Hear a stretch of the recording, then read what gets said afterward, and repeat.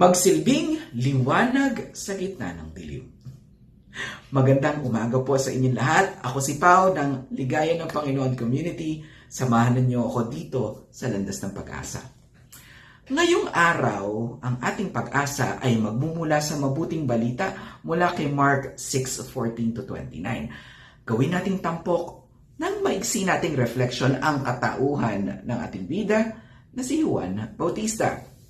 Kung mapapansin natin, sa magkaibang pananaw nahahati ang pagtingin sa ating dakilang propeta.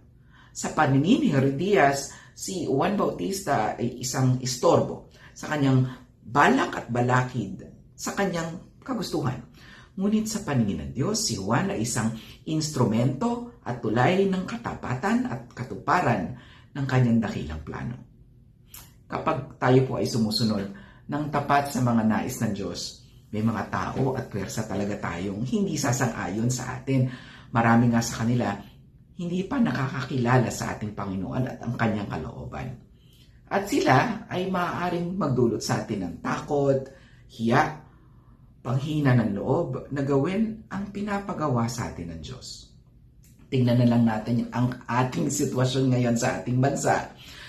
Makikita natin ang takbo ng hustisya sa ating bansa ay medyo papalayo. Well, malayo talaga sa perpekto. Ngunit, marami pa rin tao ang lumalaban para sa hustisya at katwiran. Sadyang madilim lang talaga ang ginagalawan nating mundo. Ngunit, meron pa rin tayong liwanag ng pag-asa. Makukuha natin ang lakas at inspirasyon sa buhay at katauhan ni Juan Bautista na bagamat nakakatakot at makapangyarihan tao ang kanyang nakakabangga, hindi po siya natakot at hindi siya huminto para tuparin ang pinag-uutos ng ating Panginoon. Isinulong niya ang liwanag ng katwiran sa isang panahon na balot ng kadiliman. In the end, ikinasawi ito ni Juan para lang siya maging liwanag, ngunit hindi ito naging katapusan. Bagkus siya ay naging sinde upang magningas palalo ang tunay na liwanag. Ito ay ang pagpapahayag ng kabutihan ng ating Panginoong Hesukristo. Mga kapatid, ipagdasal natin ang araw na ito at sa mga susunod na araw na tayo ay magkaroon ng lakas ng loob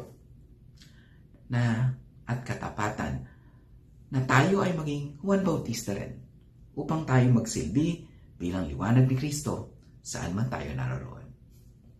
Kung kayo po ay na-bless nitong payak na reflection na to, please like, share, at subscribe.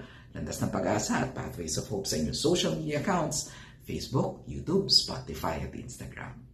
Muli, ako po si Pao na nag-aanyaya.